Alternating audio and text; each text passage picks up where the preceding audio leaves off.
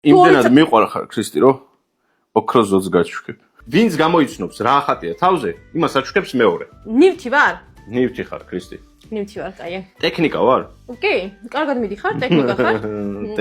ტექნიკა გოია ქრისტი. ეს ნივთი, რაც მე მახატია, მიყვარს? მე ვფიქრობ, რომ ყველას უყვარს. ამ რაოდენობით საერთოდ ყველა. ჩემი ნივთი საყოფა ცხოვრება ტექნიკაა? არა, არანაირად. ჩემი ნივთი ტექნიკაა? შენ ნივთი ტექნიკა არ არის. არც ვარდისფერი არ არის, აქედან მე დაგეხმარებ. ჩემ ნივთს ბიჭები იყენებენ მხოლოდ? არა, ჩემი ნივთი დიდია? გააჩნია შენ დიდ სასაძახი ქრისტი? აი, საყოფა ცხოვრება ტექნიკას დიდები. არა, ჩემი ნივთი საქართველოში პოპულარულია?